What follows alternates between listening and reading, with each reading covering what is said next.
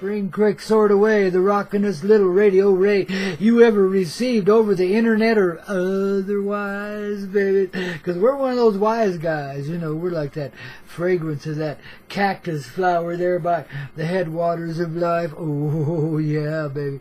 That sneaks up on you. You don't see it. It's not pollen. It's not anything dusty. It's not rusty. It's just something that helps you get it really right. One little whiff. And man, your smeller, I don't care if your smeller's dead, you know. One little whiff, babies, and there you are. Off on your journey once again, man.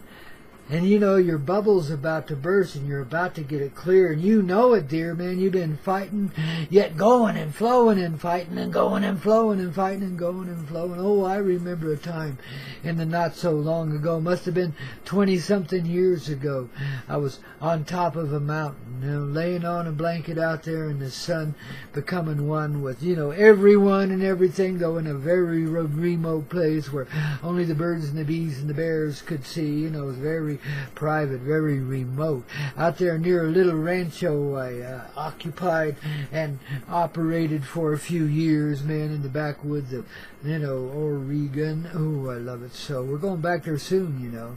So anyway, there I am, laying on this blanket in the sun, catching some rays, feeling the coolness of the earth come and embrace me with her warmth, man, in that coolness of that hard granite rock there. At least what seemed to be hard granite rock, but babies, it was just something that rocked our roll and soothed our soul and made us feel like as if we were united. I mean, I could feel myself kind of dissolving into the reality around me. And then I hear this voice comes clear as a bell, man. I mean, it's like ringing of a bell. It was that clear, you know. So, you know, some kind of angel, they always talk like that, you know, drama, baby. Well, you got to catch the human being's attention somehow. We're not very bright sometimes, I'm telling you. Even when we're laying there in the bright sunlight and getting it right, we can still be so thick, man. It just takes, you know, like a buffalo to bump into you to get you to notice anything or be anything or do anything. You understand, man?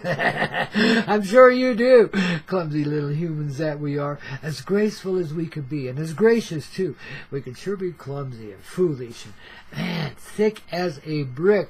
Jethro, hey, by the way, we love you so. Thank you very much for, you know, giving us your heart there in that, ooh, beautiful rendition, baby. And Janice, ooh, cross-eyed Mary. And Janice, ooh, she wasn't cross-eyed at all, man. She made me go cross-eyed. Still does, man. Just the thought of her, man, you know. Talk about a soul sister. She's like little Rosie, who was here yesterday, and little Summer, too, of course. But Rosie, man, you know, she's like, you know, Rosie's rolling, man, with the flow all the time, don't you know? You know, she's one of those that can be, you know, on the edge of the reality and be very influential there, don't you see? So listen, get on over here in the 3D, get on over there to thecoyoteclub.com. Coyotes with a K and club is too. Look up the bus page. I haven't quite got her stuff up there yet, but I will have it there on that site this afternoon. Takes me a little bit get around to things, you know. I'm so preoccupied with my own energetic existence, and you know, I just can't tear myself from the mirror, man. No, of course not, baby. So there we were, man, and this voice comes to me. Yeah, okay, I'm sorry, I'm a storyteller, what can I say? And I go with the flow each and every day, each and every way, all the time, man, you know. And little by little I'm starting to, you know, realize that life can be, well, not only really fine, but quite divine. You see, that's what we're talking about here in this 3D, a little 3D story going on.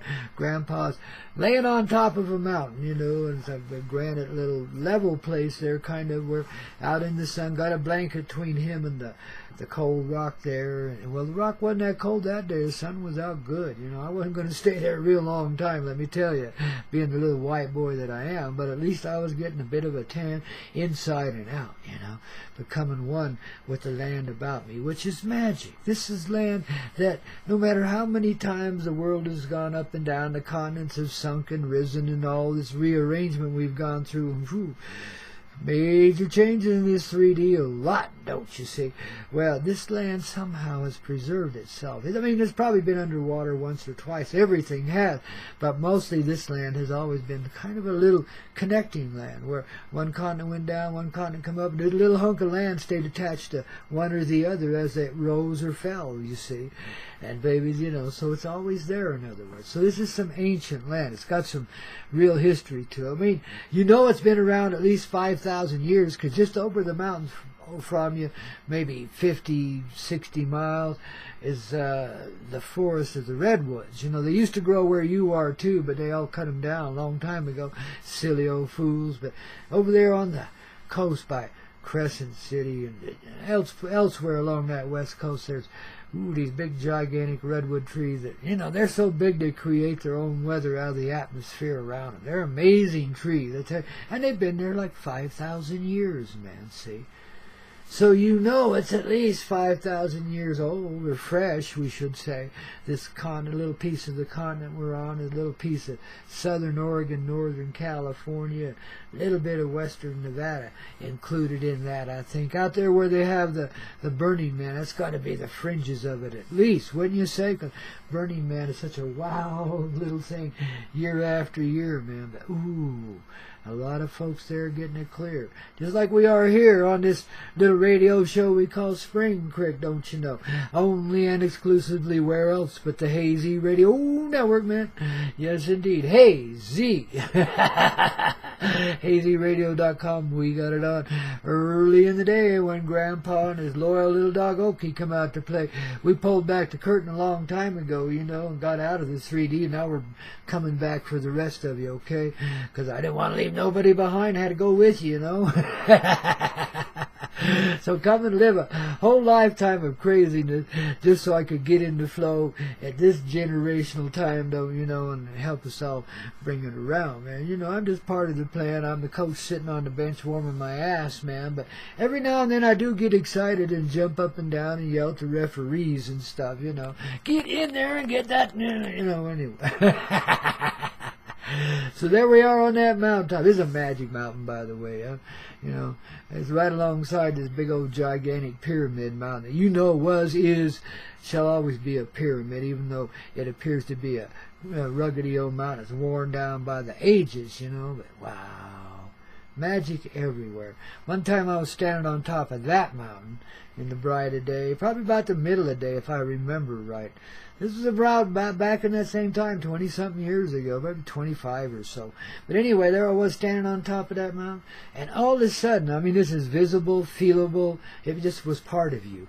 This rainbow beam rang out from where I was standing, not just from inside of myself, but inside of that mountain. See, I was part of it, though. Wow, it felt good, too. Zingy over to the top of Mount Ashland, which you could see plainly. It's about 50 miles southwest of us there. Zingy back up to, you know, Mount McLaughlin, which was like, you know, a little further away to the northwest, or northeast, I mean, southeast, northeast. Yeah, okay, there it was, southeast, northeast. And back, zoom, to me where I was standing on that mountain. Boy, I tell you, it was a moment I just wrote down in my personal history, of course, in my heart, of course. But wow, it was like some kind of mystical union going on, some ancient reconnection, being reconnected, you see. Because I must have lived there a long time ago in the 3D and stood in that same place in that same moment of time. It's kind of like the calendar, you know, the Gregorian calendar that we use. Every year, you know, the same date is supposed to be the same date in time, you know, like, so you got September 2nd every year, you know, and on September 2nd you do this, that, or the other, and so on, you know what I mean? And we make little holidays out of this certain day. Well, it repeats itself every year. July 4, for example, or Christmas, for example, or New Year, yeah, baby. Whew. Amateur hour, I always called that one. And then I go run my car off in the ditch because I was too drunk to recover on the ice. Amateur hours, see. You don't go out on New Year's Eve. After a while you learn, man. You know, you let the amateurs do that. You be a professional. You stay at home, get super high, and just, you know, set the energetic example, okay. Then the next day you get out and play when everybody else is all hungover. You can be laughing at them and having a great time, eh? That's a Coyote sort of way. Well, these are Coyote sort of tales here today at Spring Creek, because we're sitting around the old campfire. You know, I think I kind of put it out, though. I talked a little too long. Can't help it, man. It's a good story, you know. So anyway, there we were on that mountain. You know, this was before the other mountain, okay? So maybe 6 months apart or so. I can't keep track of time. You know? But there was that calendar thing. So I'm telling you about the... I got to continue that, finish that little aspect, and then we can get on with the other, okay? So anyway, the calendar thing, you got the same day. It's July 4th, Christmas, New Year's, you know, Valentine's Day. Ooh, yeah. And the little human love bunnies come out to play. We like that, don't we? I thought so, baby.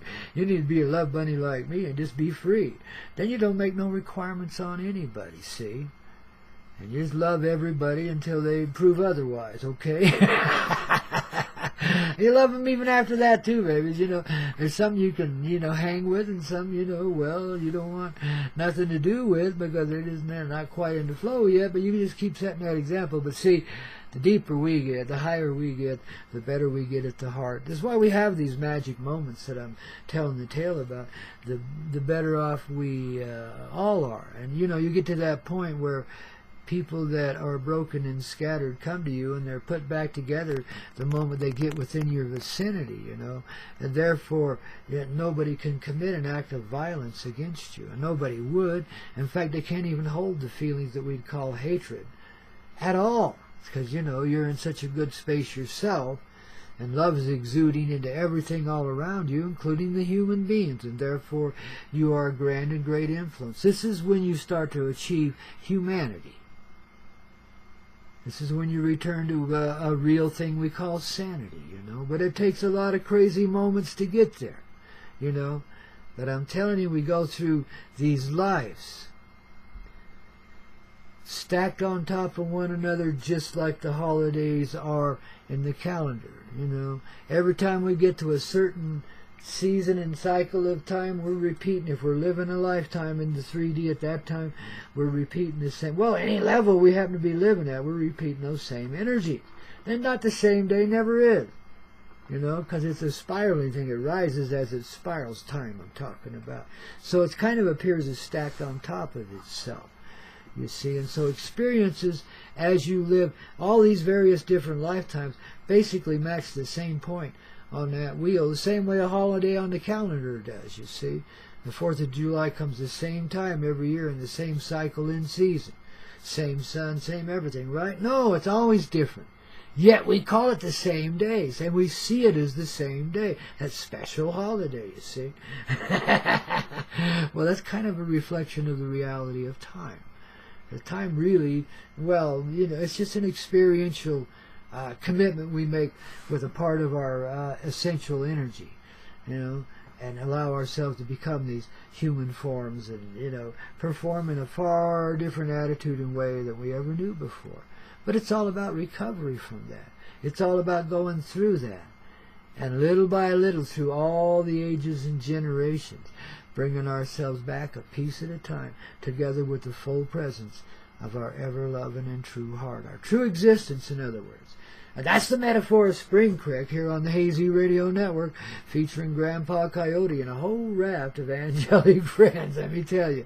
Oki's just one of them, but he's a great one, let me tell you, baby.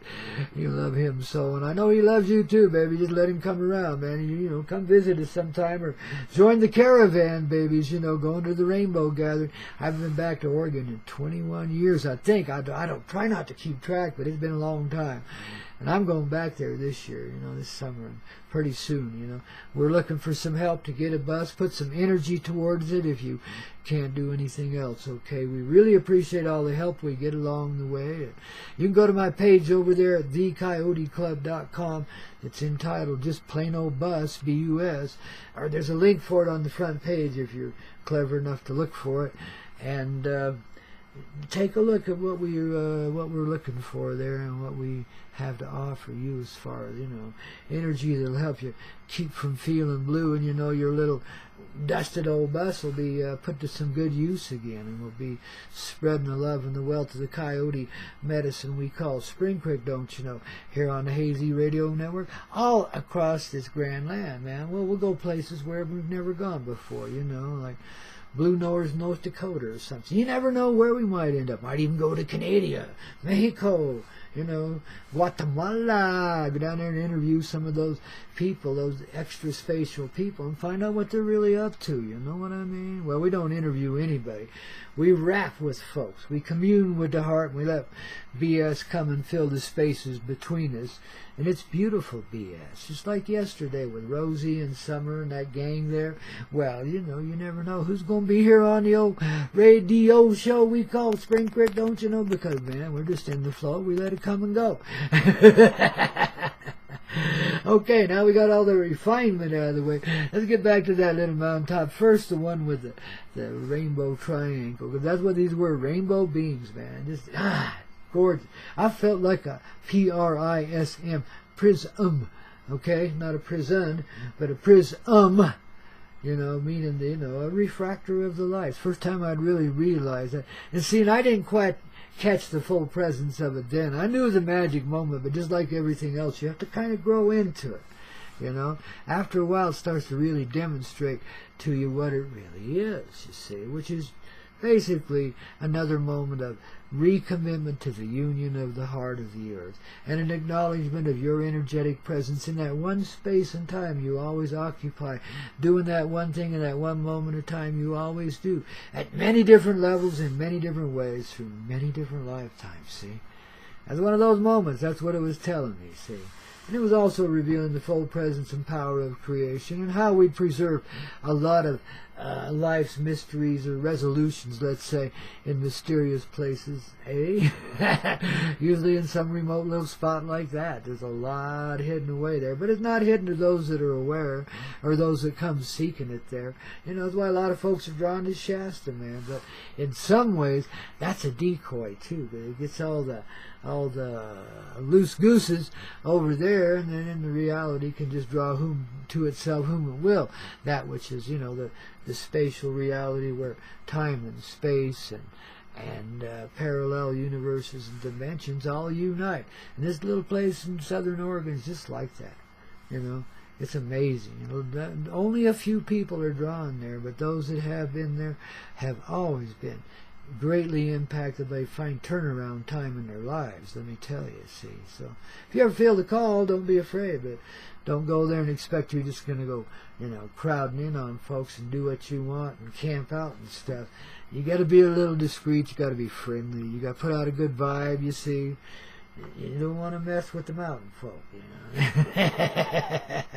It's a little bit anarchistic back there in them mountains, but in a sarcastic sort of way, which is kind of entertaining in a way. But you just got to learn to be polite, and don't stumble across somebody's marijuana patch, and don't go setting up camp in this beautiful little place like by the lake until you check out, the surroundings and see what's there, see if the atmosphere really wants you there. See, if you're sensitive, you'll know, and you'll avoid any dangers that might be there. You see, I get along with everybody. It's amazing. I could live in a place that, in some time frame, there's a war zone like that, because there's just a lot of crazy stuff going on back in those mountains when there's big money and marijuana involved, But if you just basically stay out of the way of all that and be friendly with everybody, you find out you're okay, and you also where to go and where to stay. You figure that out real quick. So you got to be sensitive to even journey. It's kind of like that Devil's Tower I was trying to get up to this weekend. Last week. all week long. But oh well, here we are. You know, and babies will, we projected a little bit of our transunion up there, and we will a little more strongly tonight. Well, last night was full moon, and we had other journeys we had to partake in, right? Right. So, babies, now you understand the thing about the rainbow triangle. Now, these are magic freaking places, but magic moments which would come to you at any space you happen to reside in, if you're of that nature and ilk, if you're one of those there to open some gateways. Well, that was a real opening gateway for me personally, and I reckon in an earth sense for a lot of other folk too, you know, because one gets it, everybody else does it, you know, ripples out into the reality around you. So these are powerful moments we're talking about. Significant change not only in my personal life but in the existence around me, because of the vibrational harmony of these moments, you see, and the divine revelation in them, the revelation of the divine, you see. I was starting to catch on back then. I hadn't quite got it yet, but I was starting to catch on about being the center of creation, you see, like tricky business, old 3D. So now about, you know, after that rainbow thing, about maybe it was even a year later, I don't know, I'm laying on a mountain there, and right on top, but it's not the Pyramid Mountain, it's another one a little bit to the east of it, you know. And I got a really nice woolly blanket there, Pendleton or something, under my little hide, so I'm okay that way, you know. And I hear this voice clear as a bell. After about 20 minutes, half an hour of some real heavy-duty recommunicating between me and the essential reality of, man, beyond 3D as I saw it then, but it was in us. It was in me, in everything around me too, you know.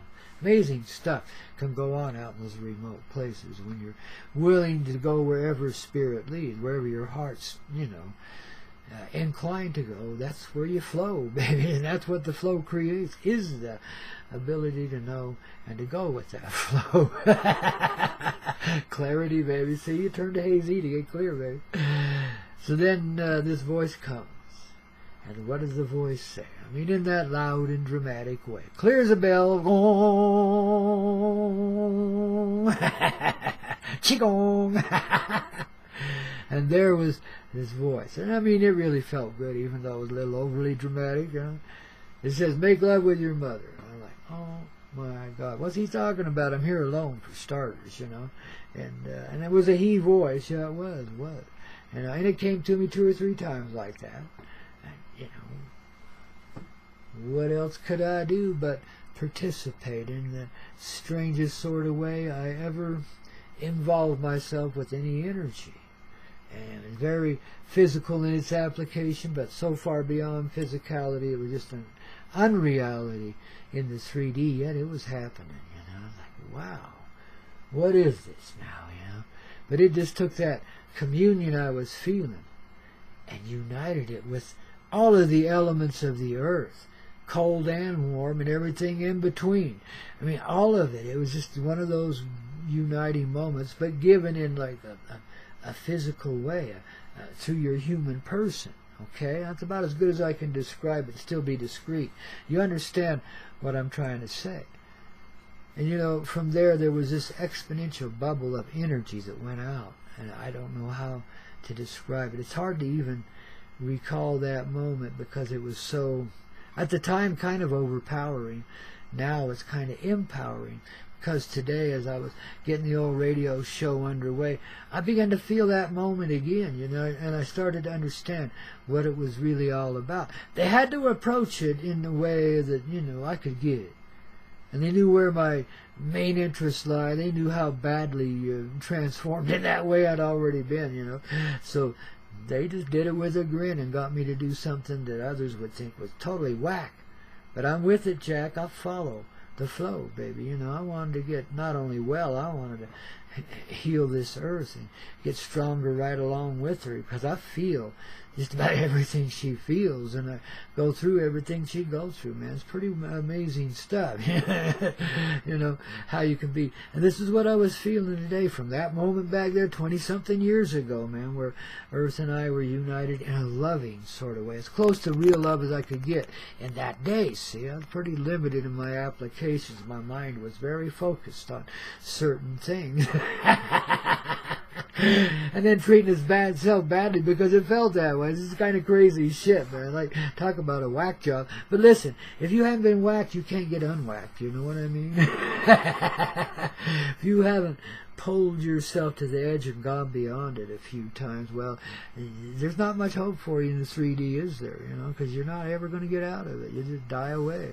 Bullshit. Now that's nothing to be saying, but you know, you have every opportunity from this day forward to live as if this moment is forever, and therefore there is no death. See, the effect of time just goes away. Well, that moment I'm talking about, and this moment this morning, sitting here at this little console, you know, playing with my little software and hardware here. Computers, baby. You know, we got to get the stream out, baby. Got to get the broadcast broadened, baby. It's all over the earth. Well, son of a gun, I started to feel my connection with the earth. Right then, like me and Rosie were talking about yesterday, I have to go barefoot for a while to get this, too, you know. But once you've done that, you're connected no matter what you put on your feet. Let me tell you. You know, it's like once you're unioned with the earth in the way that I was, baby, it never goes away. You've become one with that person. You know, well, she was already there, so what you really did was acknowledge it in kind of an ecstatic sort of way. Okay? Pretty brave to be talking that way, but at the same time, it's a gentle thing. You see, and as I realized this morning, my connection down through my feet, my union with that earth, with that tribal beat, that bass harmony that she's made of, you know, and the golden heart of love at the center of her, too. All of this.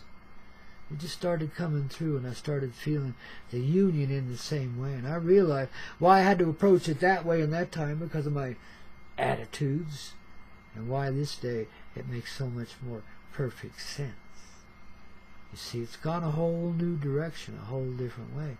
It is uniting. Now, what I united there in my insane sort of way, I brought forward from the earth today inside of me. And now it just begins to expand and grow in that same ecstatic way, only it's soft and easy. It's just a flow, a beautiful little glow, an acknowledgement of the harmony of your life and the earth's life. I mean, they're one life. You're an expression of it, and she's an expression of it, and so is everything that lives within, upon, and around it. See? It's all an extension of the earth. And this is how you know it in the 3D, because your eyes can see beyond the 3D. Your heart can carry you there. And, you know, the 3D exists to help us be stronger, not dumber, not put down or enslaved in any way. Through our enslavement, we find our freedom. Enslavement to what? Attitudes and perceptions, many of which are programmed into us by the reality around us one way or another. You know, we don't always realize that until we start to step out of those behaviors, until we let ourselves go beyond the edge of limitation and let the love just move us in whatever direction it's got to move. Now, if you haven't read this book, The Atomic Bum, B-U-M, by Coyote Bear, it's on Amazon, Barnes & Noble. It's all over the place. It's Kindle. You can get it for free in the Kindle library if you pay a membership. Stuff like that. You know, it's everywhere. So there, in other words, it's accessible, babies. I don't know how much longer I'm going to leave it up here in the 3D. It's a good story, you know. It's a little bit dated now, but yet it takes you to some of these moments and shows you the and how of life, and how we have carried through magic moments such as I've been describing in these little tales.